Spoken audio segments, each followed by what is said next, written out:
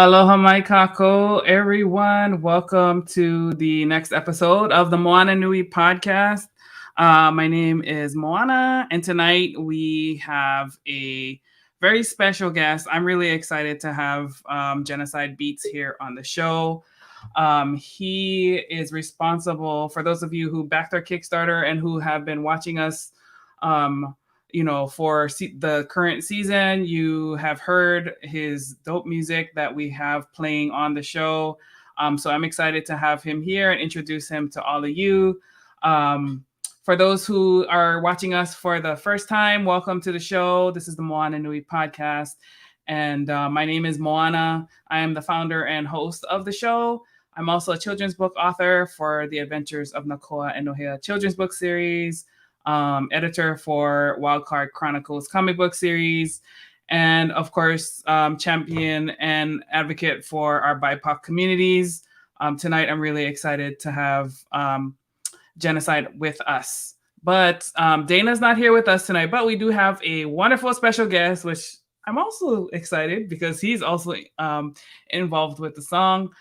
You guys know him already, but Alan Z, our musician, rapper, artist, and actor, he's here with us.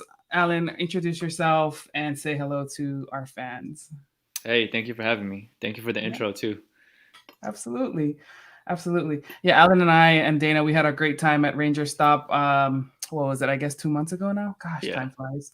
Yeah. But Alan helped us with a couple episodes with the Power Rangers, and we're really excited to have him back again on the show. For those of you who are in the Atlanta market, check out Ranger Stop Atlanta. They're running a pre-order sale. I think the BOGO runs through this weekend. So definitely check that out, Ranger Stop Atlanta.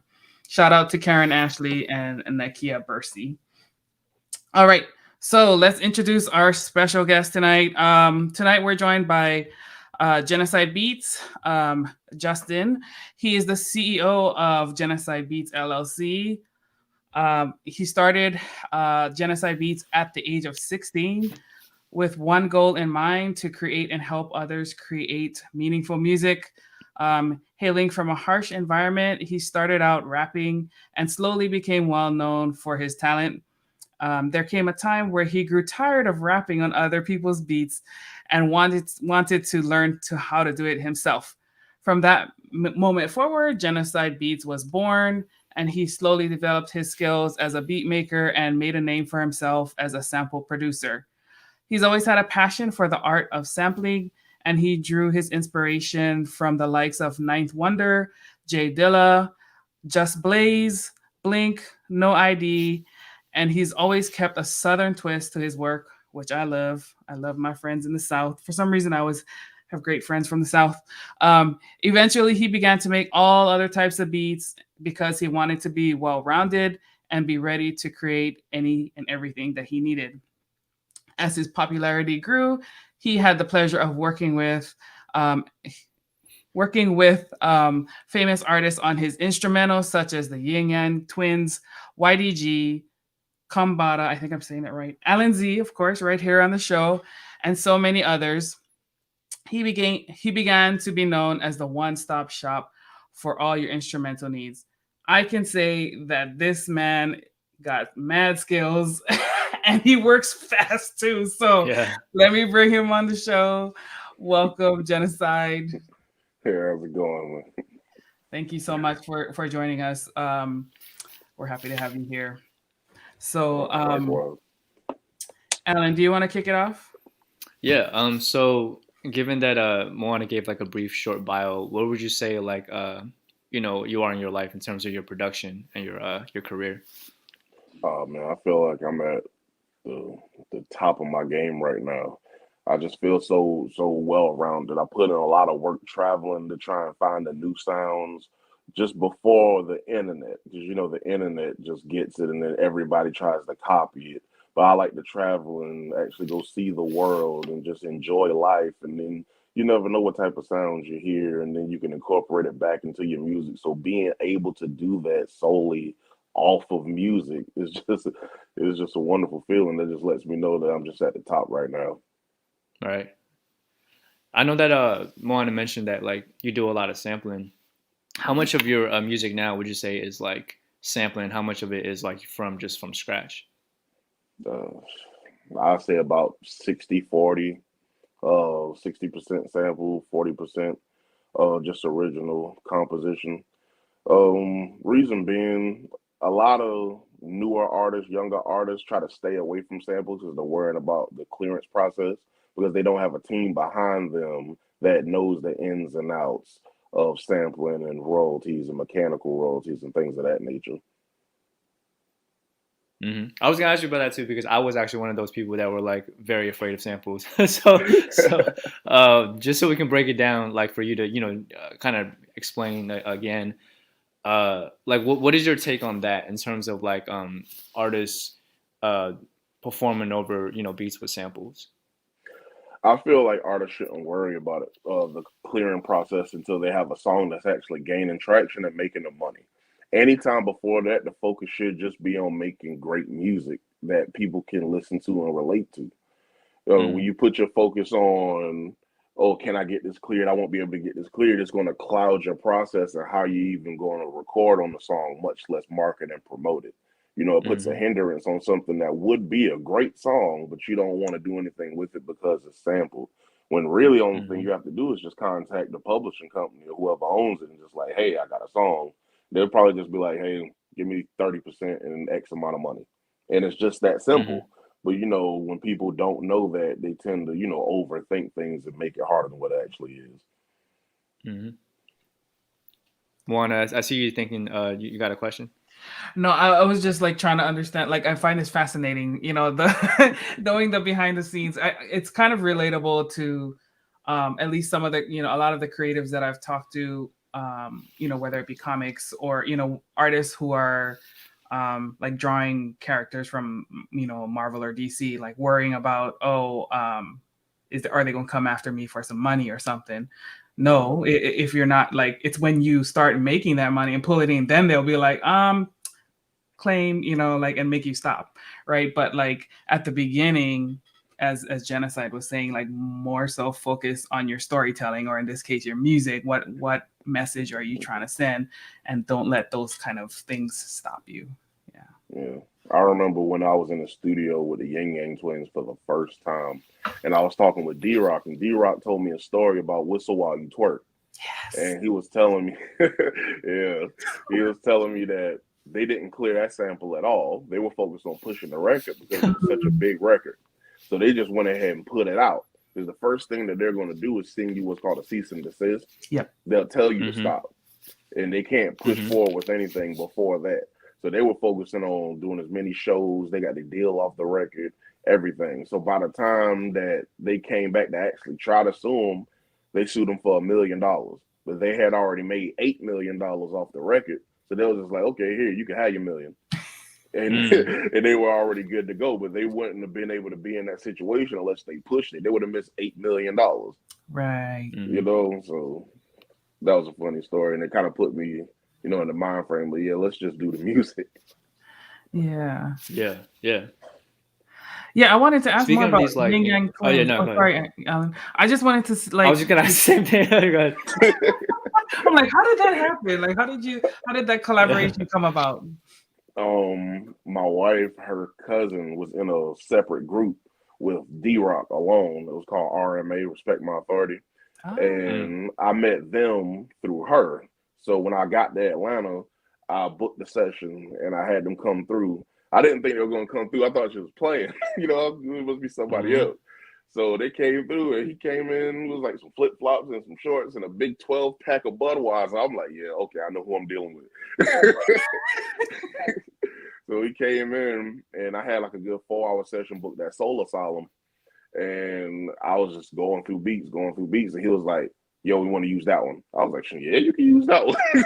So we loaded it up and he just went in there and he did the whole song. Funny thing about him is he did the ad libs first. He did like 3 minutes of just Mm-hmm. ad libs straight and then went back and did the song on top of it. I've never seen anything like that before. So that's how I actually met Mm-hmm. them. And Kane, he was at the radio station because he hosts a radio show. So he didn't put his verse on until like 2 weeks later. So Mm. That's what's up. yeah, Shout outs to the wife. Thank you so much. I know, right? But that kind of goes to the point too of like you just never know where the opportunities are gonna come from, right? And um, that's dope. When I saw that, I was like, oh really? This is so cool. Yin Yang Twins is the shit. Yeah, it's all they'll forever be the shit. Yes, that's back in the heyday, back when my body could still twerk. I don't know about now. Got a sore back. Oh, let's say them joints don't work like they used to. Right. So as you were starting your musical career, what musical artists or who were your inspirations in your work? I remember I was at my friend D house, and this is back in like the early heyday mixtape era where all the artists coming out with mixtapes, and we were Mm-hmm. listening to like Diplomats versus G Unit or some type of mixtape like that. And I heard the Diplomats music come on. I was like, yo, what's them funny voices on these beats? Yo, that's hard. So I'm going through their songs. I'm like, yo, all of their songs sound like this. Like, what is this? I'm from the South. We was listening to Project Pat, and you know what I Mm-hmm. mean? So it was like it was something brand new for me. So I went and studied it more, and the more I studied, the more I seen this diverse group of people with all different sounds and different machines they were using. And it was just mind blowing for me. So I was like, yo, they doing that on this? How? Like, so the more I studied that, the more I wanted to get into producing. And it all started from Cameron. Oh man, Mm-hmm. I'm bringing up So you're some. talking about like the I really mean it, the down and out, those kind of beats, right? Yeah, That's what's yeah, up. So exactly. I had a question about some of the people that you've worked with. Like I know you mentioned people like Cambatta and stuff like that. Like were there Yeah. any other kind of like gems you've learned from like some of the more veteran artists that when you had some time to spend with them in the studio? Yes. Yes. I don't know. One of the biggest gems that I learned was actually from Loaded Lux, and it was a Mm-hmm. real brief conversation. But it was at a time where I almost quit, Mm. and he was telling me Mm-hmm. like the reason I couldn't see the finish line was just because it was right around the corner. And he told me not to quit. And Mm-hmm. literally, like the day after, I got like a $2,500 payday, and it was just ridiculous. So I went back. Wow. I was like, "Yo, this is crazy!" Like, it was like it's nothing that I'm saying. It's what you're doing. You just needed to hear it Mm-hmm. outside of yourself. So that was like Mm. the Mm-hmm. biggest piece of advice or information I could have got from anybody that I work with, because he's been doing it longer than me, Mm-hmm. and he understands how much people who do music need to hear that.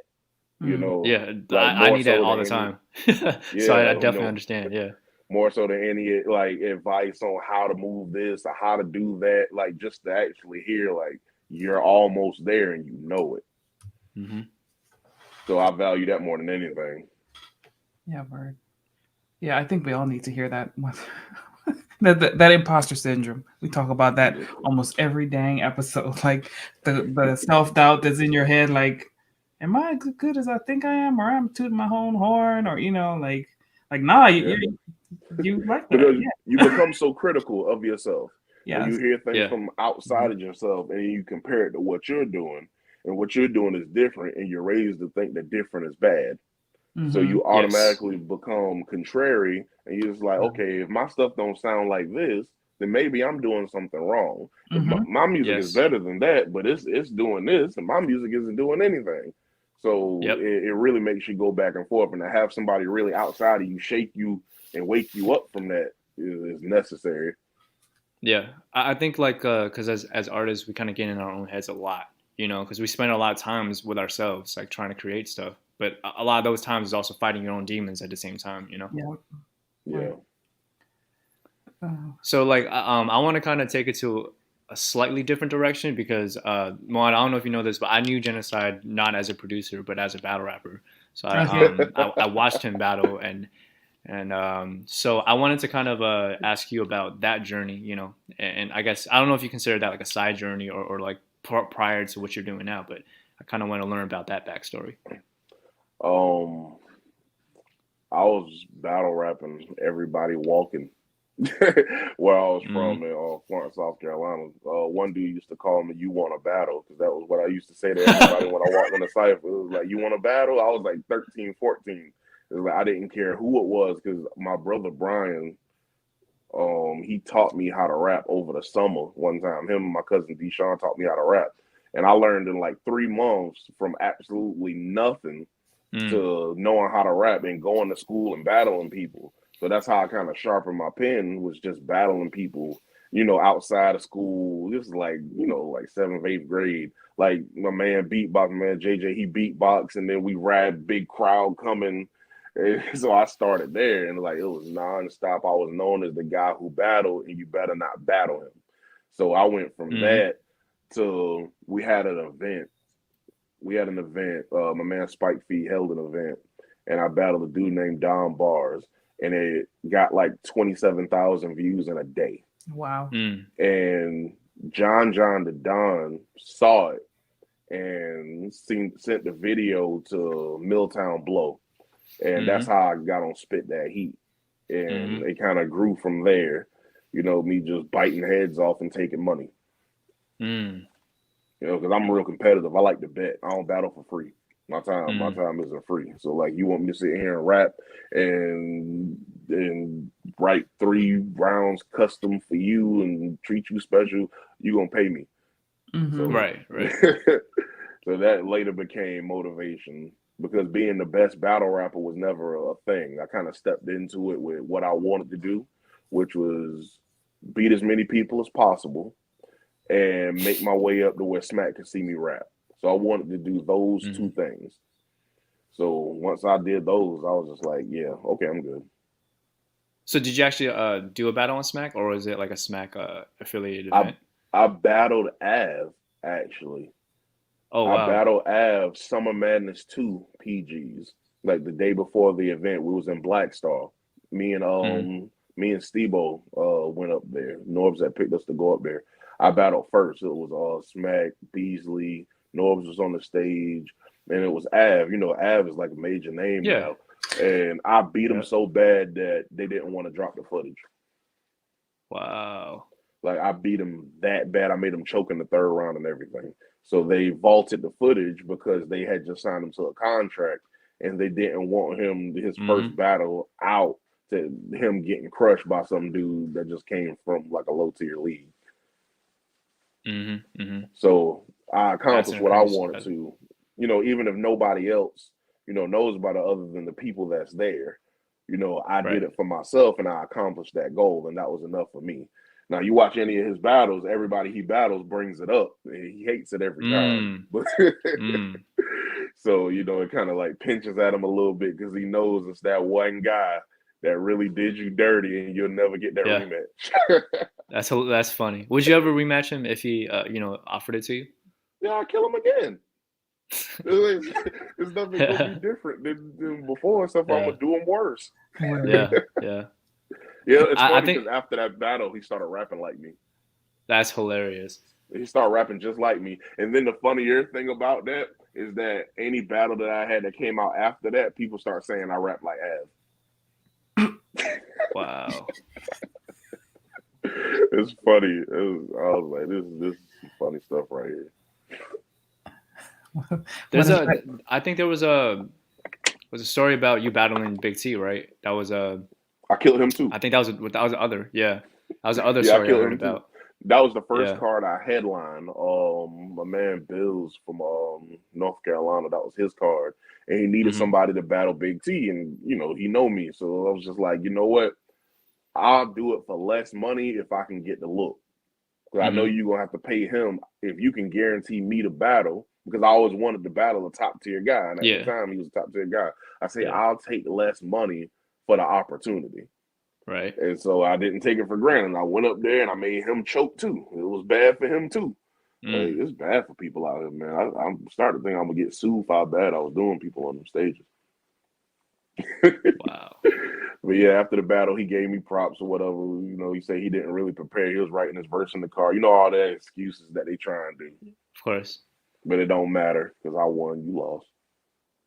Right. Oh, I love the competitive. I battle him and I battle Bill Collector. Oh, that's three. That's three big names right there. Yeah, man. I battle him and and Bill Bill Collector. Collector.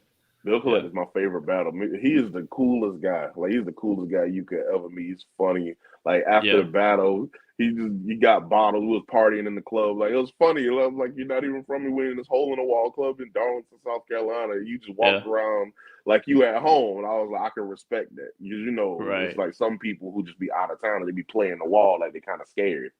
Right. So, you know, Bill Collector, shout out to Bill Collector, man. He's one of them ones, you know. Just authentic. He's very unorthodox too. Like when he rhymes, because like you don't know what he's capable of doing. You know what I mean? Every round is different. I never in my life felt like time was moving slower and slower until he started rapping. Mm-hmm.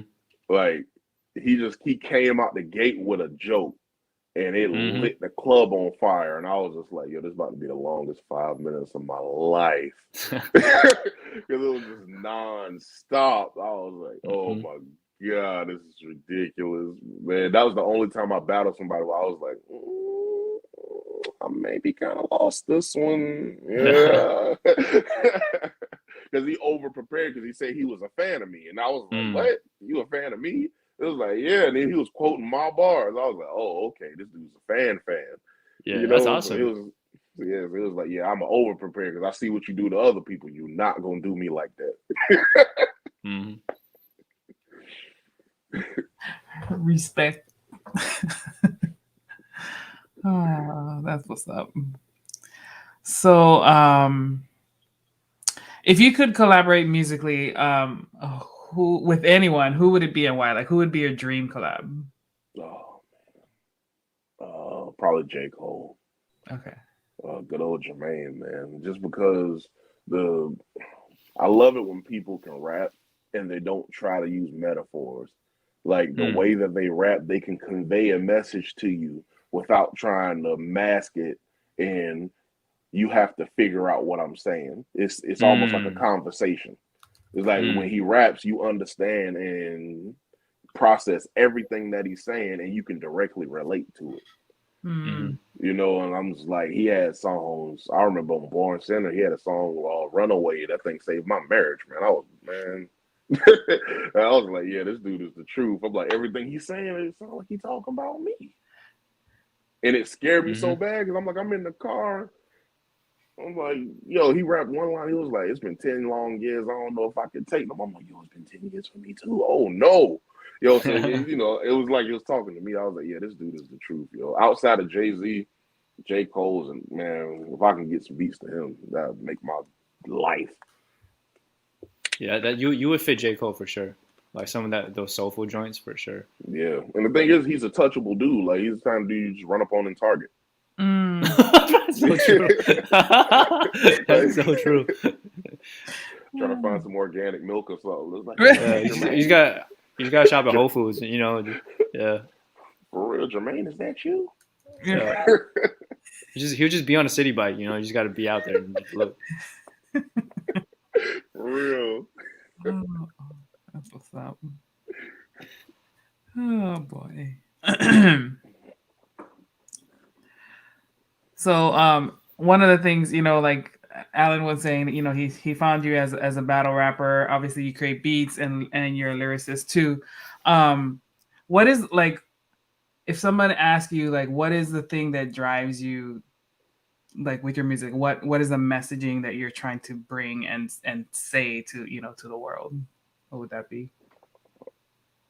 Always keep my mission statement real, like simple and clear. I want to help artists tell their stories. Like Mm. everybody goes through things, either happy or sad, it doesn't matter. Like you have things that you can talk about that you want to express that other people need to hear because they're going through the same thing. The problem Mm. is people don't have the type of beats that they need to convey the message. So that's why I wanted to produce and get well around it because people need a certain type of feel to get their story out. And so I put my focus on being that. Even when everybody was producing futuristic beats back in '09 and people was producing like Chicago drill beats in 2013, 14, I always did what I did. I always make my beats. My beats don't sound like anybody else's beats Mm-hmm. because they come from here.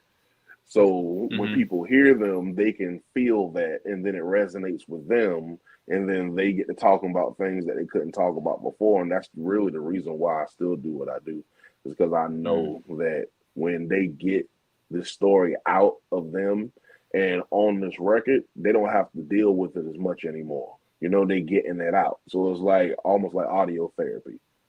Mm. That's what's up. Yeah, that is true. I mean, music is one of the things that like I feel like helps people unite without even. I mean, obviously you're saying a word, but like it's just something that helps everybody relate to a situation.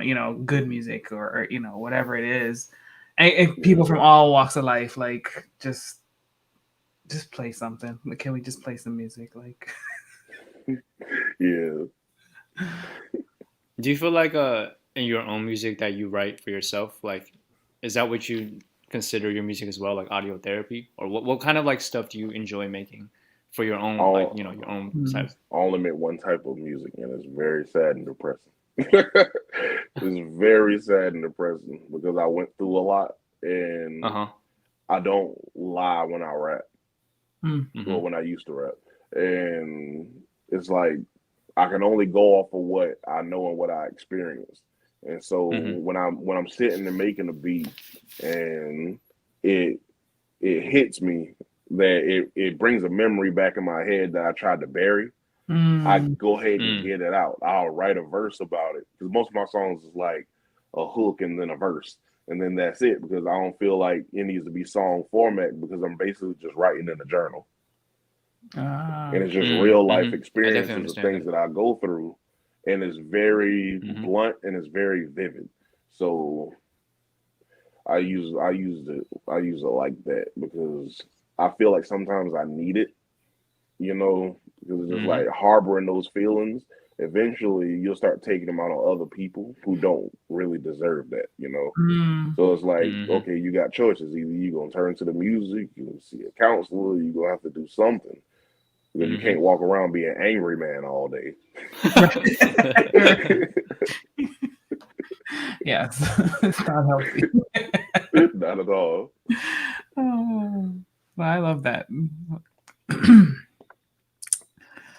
Let's see. What else did I want to ask? And there was a song that Genocide had made on his last project that I told him I really liked it. What was it? It was like something with $5. It was like, can I borrow Oh, $5 or can I something like please that. But borrow Oh, five like dollars? just Yeah, yeah, and the reason that song, like you said, is because it was so vivid of your story, and it was like, you had that one part where you were just talking, and then you just go back yeah, into rapping. But it's like you can tell this is part of your life story. I've always gravitated towards music where it's one authentic, but one where it's kind of like bearing your soul, where mm, you're communicating with the artist without, if you never meet this person, you still kind of get a piece of their story.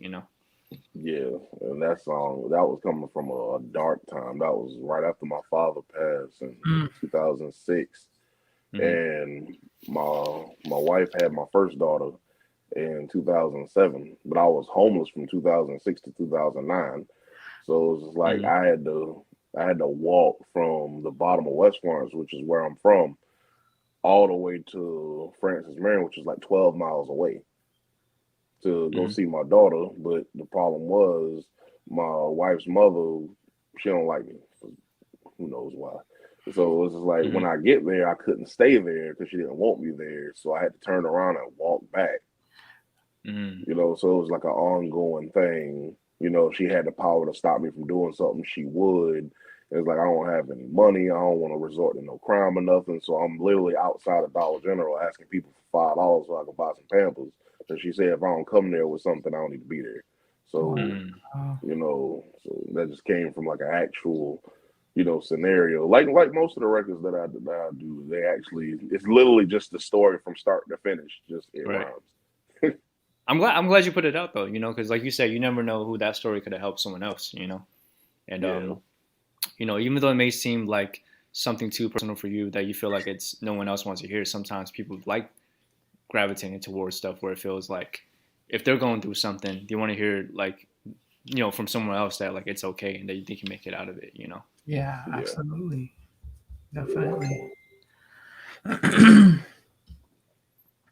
Yeah, I mean, that's why we, one of the show we did at 7 o'clock is like we talk about some of those harder issues that maybe people don't want to talk about it themselves, but if they hear someone else who's kind of dealing with it, it helps. I don't know, mentally. It's like, oh, okay, I'm not in it alone at the very least. Like, there's somebody else out there who's struggling, but they made it through. So somehow I need some support or whatever it is. But it's the little things that somehow, I don't know, sometimes people just forget the human aspect of some of this stuff. So yeah. Yeah, because it puts you in a position to where when you see somebody else is going through what you're going through, it lets you know like that person made it out of this, so I can too. Right, exactly. Like it was Yep. just as bad for them as it was for me. And this is somebody, I'm vibing with and they did it. Like I can ask them how they did it. I can listen to their music and see how they did it. Like you started off here, like any artist, their first album is full of pain. And most people love the first albums because they're so full of pain and realness. Yes. But then when they get, further down the line, they start rapping about Maybachs and strippers. And like Jay-Z said, like people want my old shit, buy my old album. Like it's progression. People get stuck in the past because they're in their real life outside media. They really haven't progressed any. Yep. Because they never really sat and tried to deal with the things that they're holding back. So, yeah, very true. So when what it comes, go ahead. Go ahead. No, you're good. No, go ahead. I feel like I cut you off twice, so no, go ahead. No, it's all good. In all the beats that you've produced, what is your what's your favorite? Oh, don't ask me that. I know, like ask your favorite child. I got like 13,000 beats. Oh man. I had one beat called Twilight, and I always go back and listen to it. But that's one of my favorite joints. It's not even a sample beat. It's just something that I made, and I was just like, "Yo, this is dope." And every time I listen to it, I get that same exact feeling of this is dope. So I'm like, none of my other beats really make me do that. Because I go back and listen to them like, yo, this is hard. I like this. But then that one is so smooth. I'll just be like, yo, this is dope. Like I can really vibe out to it every time. So I think that one's my favorite. That's what's up. So I know you mentioned like you produce, like huge quantities. So like what kind of I guess what kind of made it easy for you to make so many beats? Because I feel like there's got to be so much time you put into it and so much like just technicalities of like because for me like I remember when I was younger I tried making beats and I just don't have the patience for it. Like so I know how much like energy and time it takes for you to actually sit down and like try to do something like that. So what was it for you that made it kind of like for you to become such an efficient producer? Simplifying my process. I save everything I do as a preset. So for the last 10 years, I've been saving presets. So I make this effect, I save a preset. If I made this hat pattern, I save it as a preset. And so these things I actually just drag and drop at this point. So now I have hundreds of my snare patterns that I could just drag and alter. I have hat patterns, cymbal patterns, hat patterns, kick drum patterns, things like that I've been doing for a decade straight. Now I just have them saved. So when I'm making this type of beat, and I'll have a folder that's okay, this is what this is, and I can adjust it depending on what I'm doing. So if I need to get my workflow going and update my website, I have thousands a different just sounds and things I've experimented with that I could just drag and go. So it cuts down the process of a beat taking like an hour, 2 hours to about 10, 15 minutes maybe. Mm-hmm. Yeah, that's like a streamlining process sounds like a lot more efficient than just starting from scratch. That's Yeah, definitely. Definitely. Because the problem comes in when you get beat block, which is kind of like writer's block, yep. except for you just sitting there at a keyboard hitting keys and trying to find sounds and nothing's working. You know, and some people they kind of reach out and do other things like use Splice or try and find like a loop or something to kind of get their mind going. But the problem comes in with that Mm-hmm. when you use something like Splice, you and 10,000 other producers got the same sound. Mm-hmm. So now what do? I remember it was a beat. I remember the loop I found on Splice. I think it was like a Juice World record or like a Triple X record. And I didn't know. So I made the beat and I sold the beat. And then the person came back to me and was just like, yo, this is such and such record. I was like, nah, I mean, I made this drink. And then he played me the record and they sounded similar. So I was just like, oh, yeah, I'm never doing that again. I got to find a different way. So it's crazy because, like the Splice thing is like, I have a friend who's a producer who uses it, and he explained how it works. It's like it's a membership thing, and it's like, if you pay that membership, you get these sounds. But like you said, the problem is that means 10,000 other people have the same sound. And I remember like hearing like a record, from this artist, right, and then getting sent a beat from this producer who had that same like loop, and I messaged him. I'm like, did you like seal it? Like, how do you even know this song? He was like, nah, this is for me. This is me. So I put it together. It's like, oh, this is a Splice sound. You know what I mean? Like you can just this is a loop that they use. You know what I mean? And that's the game right now. And a lot of people don't know this about producers. Nowadays is 2021. I say since about 2018, 19, these producers are not making these melodies. They are not making the melodies to these beats that you hear, especially ones where like they're playing guitar and stuff like that, or orchestrated piano. These producers are MIDI producers. They have a MIDI keyboard. They drag and drop. They do one finger C chord melodies. They're not musically inclined enough to play piano or the guitar. Like they go and find loops. So I got into that space before everybody else. I was producing for producers. I make loop packs and sell them to producers who couldn't do what I do. Right. So I'm like, okay, I have a problem. I found a solution. Now all these thousands of drag and drop things that I've made, now I'm gonna sell them. So that's another thing that I found a way to monetize a problem that I have that I knew other people were having. Because these dudes nowadays, it's ridiculous how bad it is. I learned from my friend Mike Mixer. I don't know if you know Mike Mixer down there in Atlanta. Traumatone, B-Strib. I produce with all of them when I go down there. Get the studio and work. I learned how to flip sounds, and I never knew how to do that because I'm just used to playing sounds and making beats with them. But it was like, nah, all you got to do is this, and he showed me all kind of programs and stuff, and it started off one sound, and it turned into something else, and then it's backwards. I'm like, okay, so this is what they've been doing this whole time? I'm thinking they actually sitting there thinking about this stuff and playing it. No, they go online and buy a pack for $10 and get busy. It's like, oh my God. And now these producers are hiring other people to make the music for them. Like, I know that 808 Mafia, he has somebody that makes his melodies, and he just puts the drums on them. Sorry, I didn't mean to cut you off, but I was gonna say it makes a lot of sense because I have a song on my that I'm working on, right? And the dude that plays guitar on it, he's signed to Ronnie J, right? So it's like I'm like you said, it's like that must mean those melodies that he's playing the guitars on, he's probably the dude doing it. You know what I mean? So it's like it's like famous, they're just orchestrating. All the famous producers do that. Kanye got 7 of them with him. Timbaland got 7 of them with him. Anytime you see Timbaland, you see 3, 4, 5, 6 other people in the studio with him. One play bass guitar, one play electric guitar, the other one play the drum set, the other one on the MPC on the other side of the room. This is how they create. Because people get the terms producer and beat maker misconstrued. A producer orchestrates music.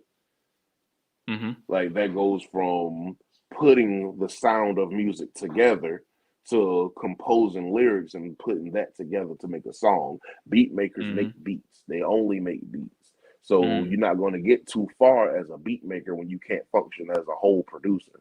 So what do some of them do? If they can make dope melodies and they make dope beats, they get with a larger producer and a larger name. That's how Mike Will Made It did a lot of his music. I know one of his beat makers under him is A Plus. A Plus did Body Party for him and a lot of his records that he had that blew up around that time. Mike Will didn't make those beats, and I know for a fact he didn't make them because I used to be on Xbox with A Plus and he played me the records. So he went from working at Blockbuster to a multi-millionaire, multi-platinum producer. So I'm like, okay, wow. So this is what they're doing, and that's the reason why they're doing it. Because like he has the name, and that name brings money. So it's less work for you. You can just keep doing what you've been doing. But I mean, the benefits for it. I mean, I understand why they do it, but it's not for me. Right? No, I definitely understand that. Yeah, I can't just be sitting there under he getting all the shine and nobody know who I am. I'm a nobody. I mean, I get it. I got money. I can take care of my family, but I mean, like he's not doing anything and he's getting a bigger cut. But I don't have anything to pass to my children. He keeping all the royalties. Right. You know, you get paid up front in what's called a work for hire agreement. Yep. So they own everything that you do in a allotted time in which you do it. So I can't take that, knowing that they're going to take everything that belongs to my children. Right. You know, so that's why I kind of steered clear of that route. That's the same reason why I've had such a hard time, like, you know, when people would tell me like, hey, you should be the songwriter for this person, and I'm like, yo, fuck this person, because for me it's like, especially because like, no, look, every time I've like written for people, like the artist's ego comes in and it's like they'll try and deny like this you know what I'm saying, they'll deny that for example, I wrote this one dude's entire EP and he got mad when I was like, hey, check out this dude, and like I wrote it, you know, and he was like, hey, my people don't like the idea of you like saying that you wrote. I'm like, bitch, I wrote the whole thing. I'm like, you would be nothing without me, you know. And so like that experience more. That's what I'm saying. So exactly, so that experience made me go, this is what it's like to deal with other artists who cannot write for themselves. It's like you know, it's like they want you to do all this stuff and whatever, and for the low, and then not respect the fact that like you put in the work to do it. And I was like, no, I'm not doing this. It's like you said, it's like they get all the shine, even though he didn't get any shine because he sucked. But it's like you do all this, and it's like for what? You know what I mean? Unless you give me $1 million, like, nah, I'm not doing that. Yeah, for real. Yeah, you should charge extra for ghostwriting. Definitely. Definitely. Yeah, definitely. Definitely. I mean, because I think the only people I would not have a problem.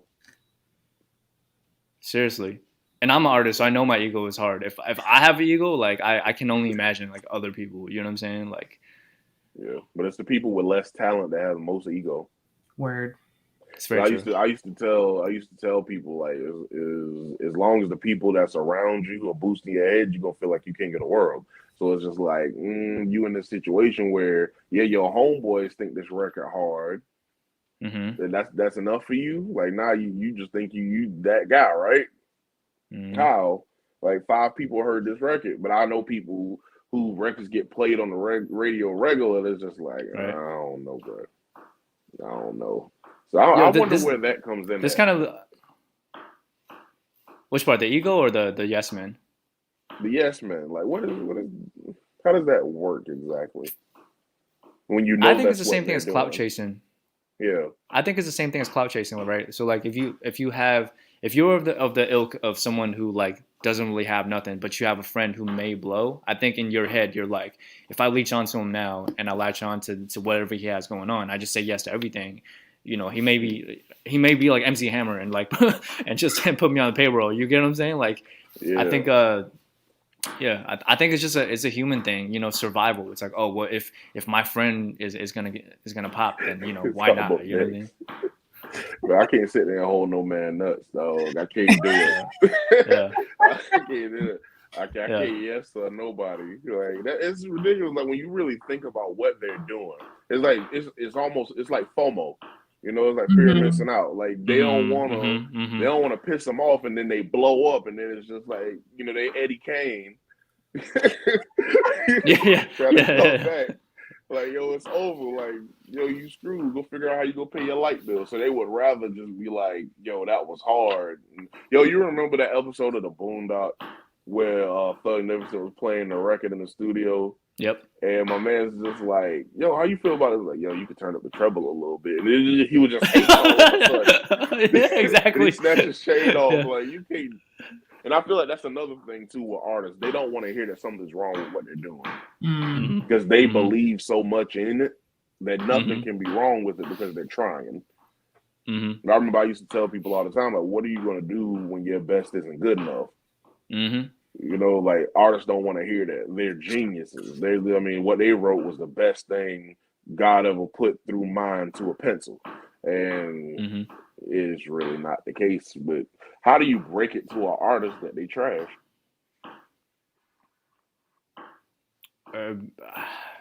Is that it? I mean, I don't, because I feel like it's not my job to kill your dreams. You feel me? Like, I feel like when artists submit songs for me to hear and I don't like it, I usually frame it in a way that isn't positive but isn't negative. It's like, I see what you're doing.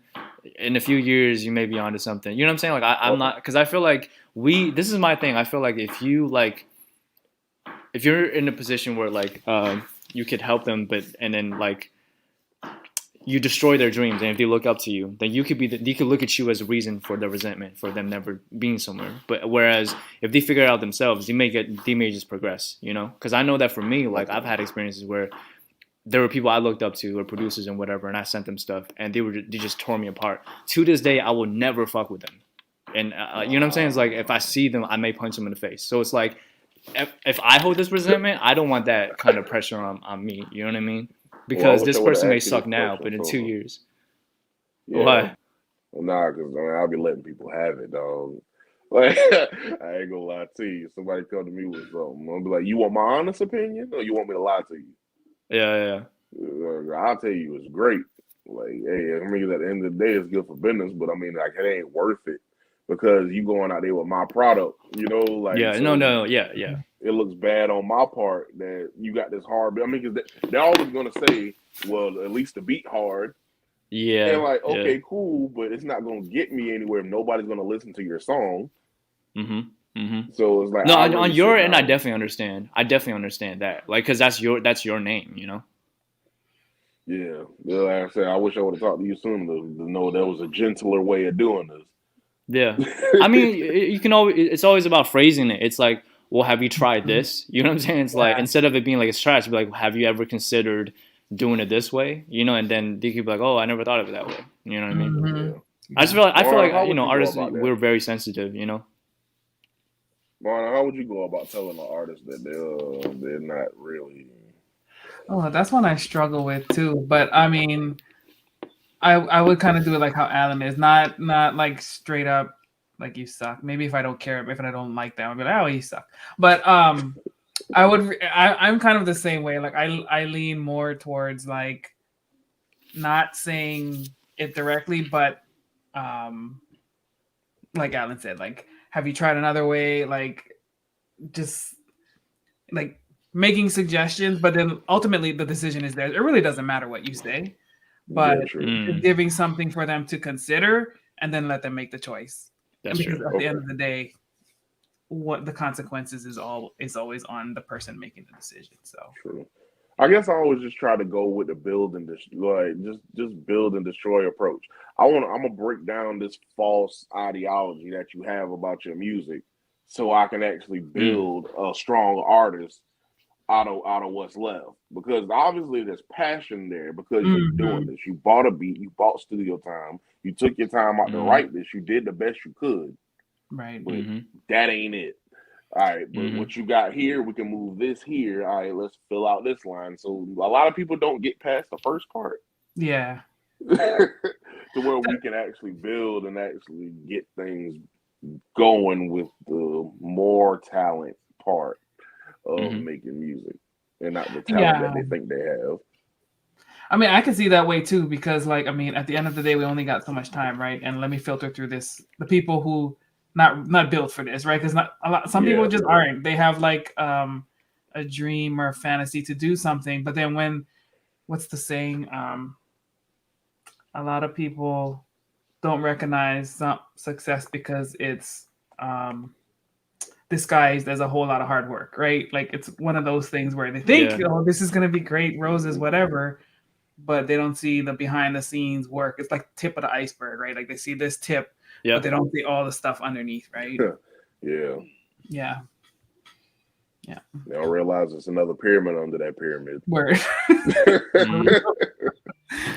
Especially that was dope. So thank you. Yeah, no, that's true. Absolutely. I battle with that myself. Like which approach, it depends on, like I guess what I'm trying to do for the person or what the person's goal is or whatever. But if I see people like they're not listening to, like, that's what gets me is like if I'm trying to help coach somebody, whatever it is, and they're like you're telling them, giving them all the suggestions to help them be successful, but then they don't apply, because people can give you all the tools in the world, but if you don't apply it to actually make yourself better, then nobody can do anything with that. Like I'm done. Go to somebody else, Yeah, for real. Yeah. Because they really just want reassurance. Yes. They're not really coming for help. They want their ego stroke. They want somebody to tell them that what they're doing is right and they're not wasting their time. And the people who told them that it's a waste of time were all wrong. Yes. Yeah. Have to do so that. how do you feel about like the state of hip hop like in 2021?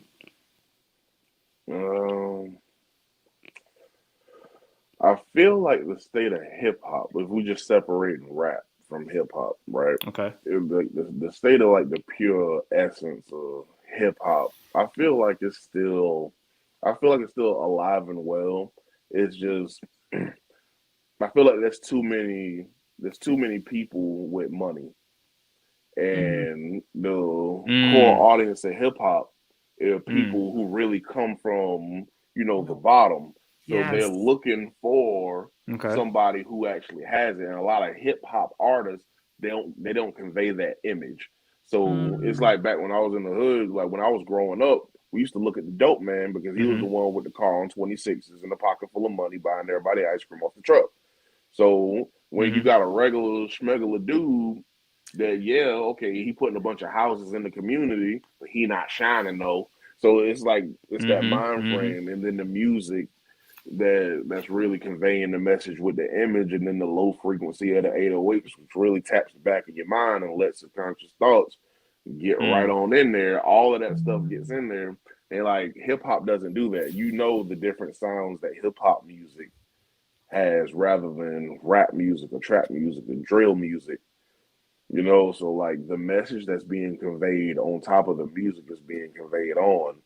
It's not really helping the situation to try and get younger audiences into it. Plus, they don't really see any merit because nowadays it's not about being the best rapper. Right. Back in our day, like we wanted to be the best rapper. Now they just like, why I got to be the best rapper for? I just got to make something catchy. Yeah. Because they don't want to be a rapper. They want to make money. They're just like, yo, this is a lick. I can go in here and make this stupid song about nothing, get a hard beat, throw a hook on it, and it's going to go. So why not do that instead of what I'm doing now? So, I mean, I just don't see a lot of hip hop artists trying to really fight for hip hop at this point. I think they're just bowing out, bro. I feel like you realize is like for example, like Rakim was like I don't mess with mumble rap, and like it's not like his word like resonated with a lot of people. People were just like, oh, this is an old guy hating. You know what I mean? It's like even if like the figureheads of hip hop are saying their complaints about, like, people don't respect elders in hip hop. You know what I mean? So it's like I feel like it's an uphill battle to try and fight for hip hop. Yeah, I mean, you have to look at it from the perspective of, okay, pioneers of hip hop. These are people that we paid attention to, but these like kids born in like 2000 something, like they looked up to Lil Wayne, and like they looked up. That's their old heads. So so like our old heads, Rakim, Big Daddy Kane, KRS-One, DOS Effects, that era of music. Yeah. But their era of music now, their old head is literally like Soulja Boy. Yeah, Soulja Boy is an old head to them. So it's just Yes. like, you know what I mean? So what message is he conveying? He's not passing along the message. You know, back in the 90s, like they fought to get the message through. Mm-hmm. You know, it was a really different type of feel. It was more militant the way that they were trying to get the message through. Yeah. Nowadays, they just like, yo, fuck bitches, get money, sip lean. And that's been ongoing since like 08, 09, like Lil Wayne, all of that. So it's just like, so when they go back and look 15, 20 years ago in the music, they talk about the same thing now. But if we go back 15, 20 years in the music, we're still honing and perfecting the craft because that's what they did. You see what I'm saying? So Exactly.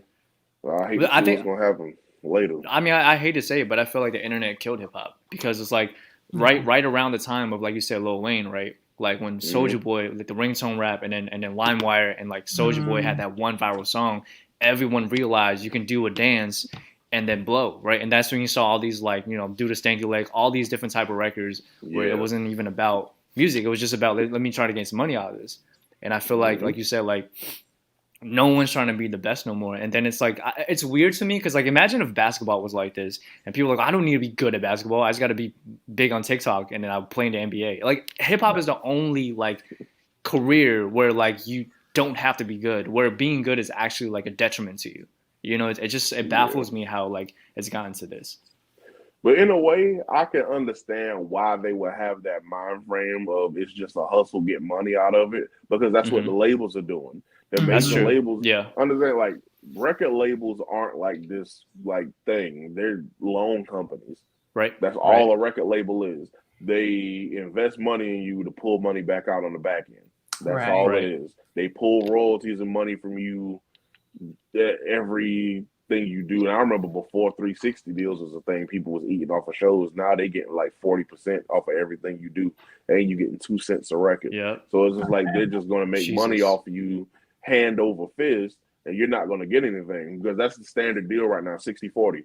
They used to let you keep your show money, but they realized that they was really eating off of shows. So now they just like, yeah, we're going to take 40% out of everything that you do, including merch, including your TikTok, whatever ads you're getting on that. We want that. You got a podcast, we want that too. And you keep 60. But what artists don't know is everything that you do comes out of your 60. So all your studio time, all your lighting and effects and stuff for your shows. If you got a tour bus, your entourage, all them got to eat. That come out of your 60. You know, so it's just like, okay, what you gonna have to do? Borrow more money. So that's their game. So it's just like, okay, if that's what they trying to do, I can do that too. So I mean, in a way, I can't blame them, but it's just detrimental to the craft. Right. Absolutely. Yeah. That's like anything when it, like, money is the only motivator. It's like you lose the essence of what the craft is, you know, like, I'm not saying you gotta go broke, you know what I'm saying, but like it has to be a balance. And another thing, I blame the A&Rs. And Alan, you can attest to this. Oh, like, my God, A&Rs, yes. I fucking hate the A&Rs. They swear they're the fucking know. They're like the team lead at McDonald's. It's yes, like they feel like dude, they got a little bit of power, so they can flex it. Like, yo, I can put you on. Yo, this song don't sound right. This ain't that. You need to make something like this. I'm like, yo. But if you go over them and like somebody else with money or power hear your record, they be like, yo, that's dope. They be like, yeah, I told them that was dope. Right? They're just trying to get on too. But yeah, they block a lot of people's dreams. They do. Like, they're like people with opinions, but they get paid for opinions. It's like you're a glorified opinion giver. You know what I'm saying? Like, that's all you are. And I think it's gotten worse because, you know, like, there's no artist development no more, right? So that middle ground of, like, being able to kind of train and, you know, do the whole, like, molding an artist, that's done. So all you have now is artists are supposed to be already ready, and then you have an A&R telling them yes and no. It's like the whole system has been fucked up. Yeah, because they're not doing what they're supposed to be doing, like artists and repertoire. Like, you're not really, they're not out here trying to find the next artist. These A&Rs now are saying like, yo, I'm signed to the Sony Records, and you can pay me $200-$300 and I'll listen to your music, because they're not getting paid. A&Rs do not get paid. And that's the thing that other people don't know too. When you're an A&R, you're hustling to find an artist to get them signed to get a kickback. Mm. because you're a part of the deal. You see what I'm saying? It's no different than wholesaling a house. You trying to get him on paperwork to take him to the label for them to pay you to get out the way, so it's you and them.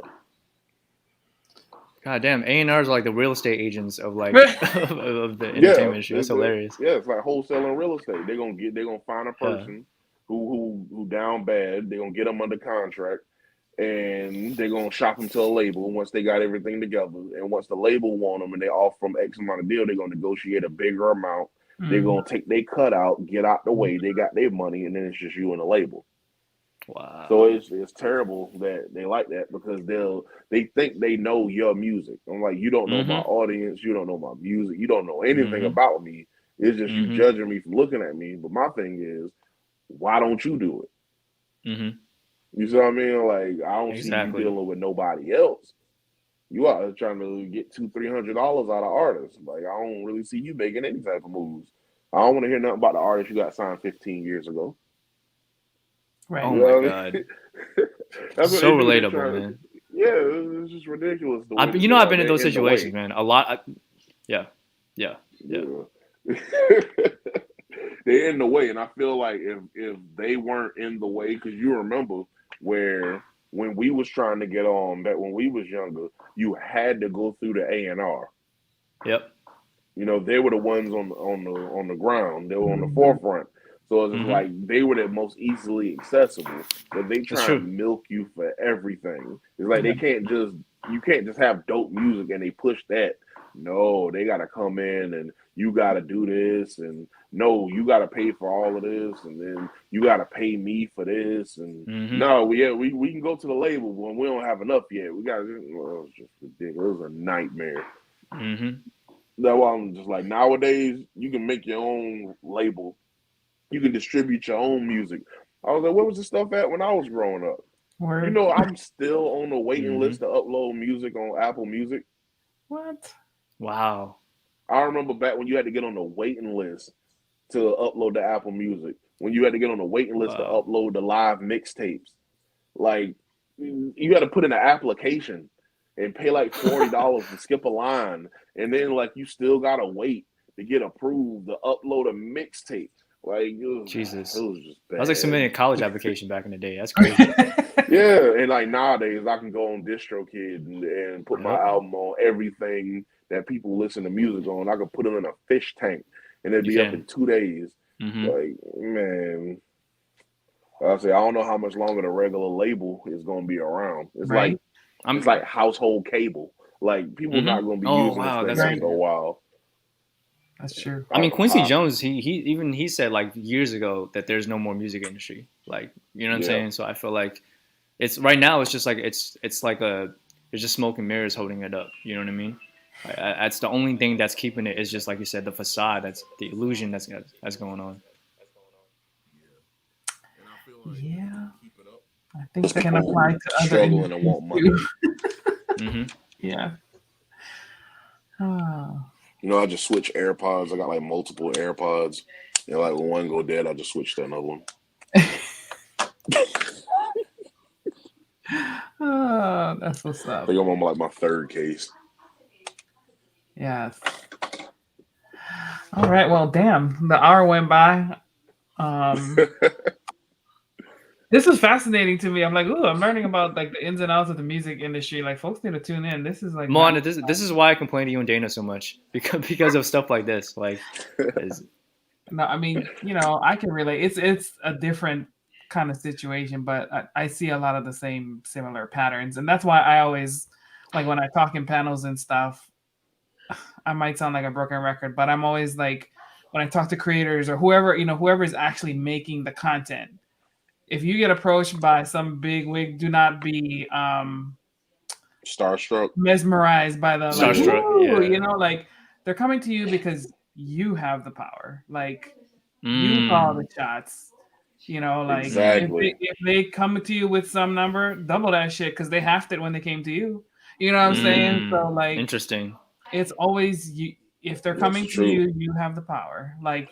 If they're approaching you, you have the power, and you have the power to say no. Saying no is okay because what you can do with that is, if If somebody's showing interest, okay, then you go to their competitor and you'd be like, oh, so and so just talked to me about this. This is what they wanted. This is what they were offering. Can you beat it? I Yeah. got this and this. Well, Shop yourself around. Mm-hmm. Because what they unknowingly, what they don't know about that they did is they placed a price tag on you. They placed a value on you.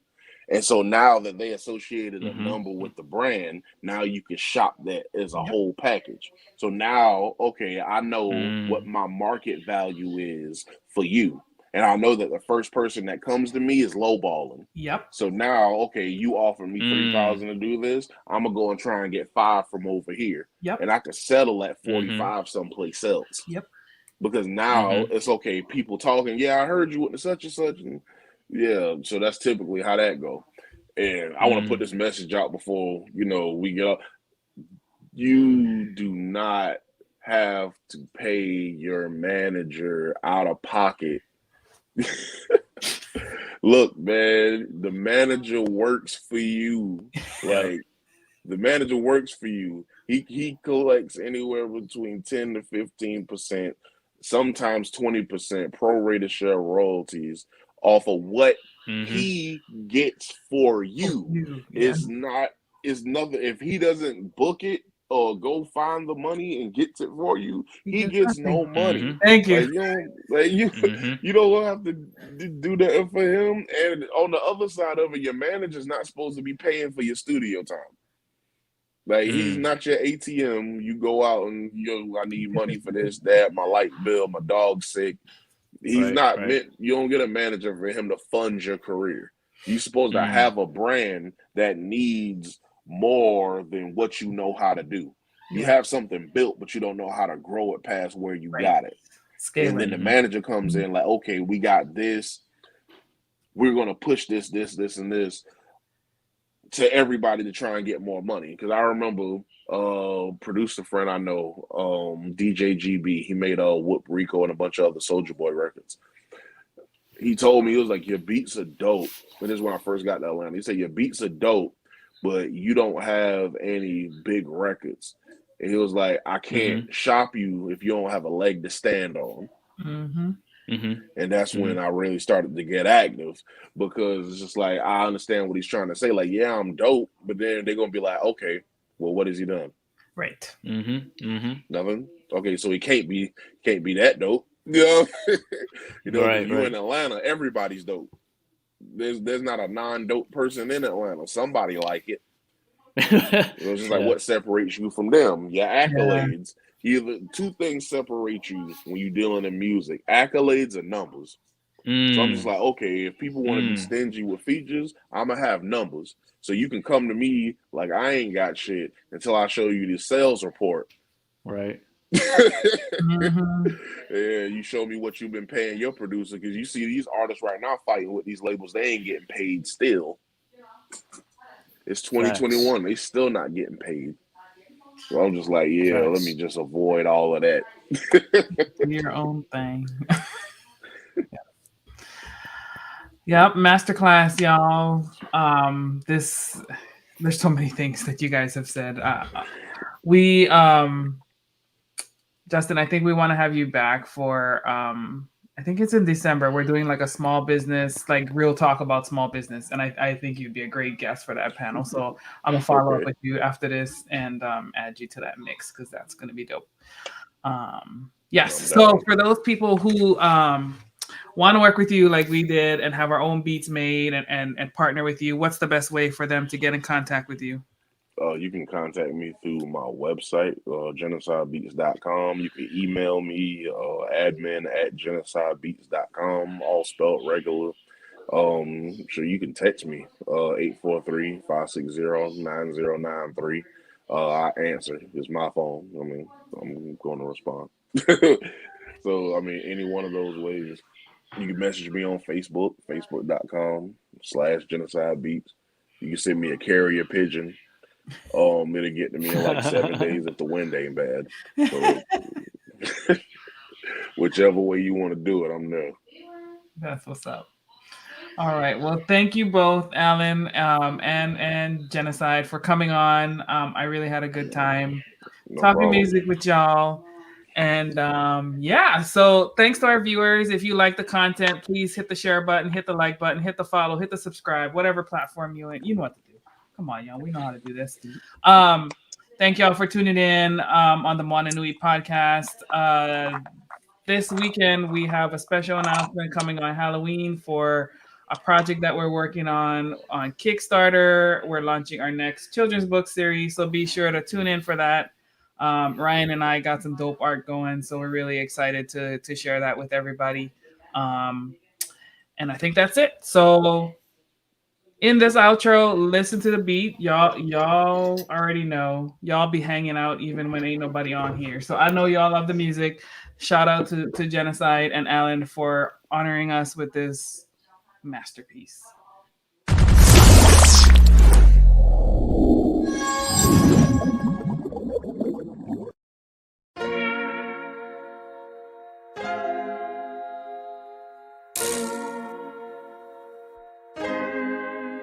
So many stories left to tell, even if we have to ourselves. Can't keep history on the shelf if we won't tell it, we will. If this the land of the free, it was a freedom then. When they annexed Hawaii and called it feeder lands. Without any type of payment and no signing off. Called themselves a republic in 1894.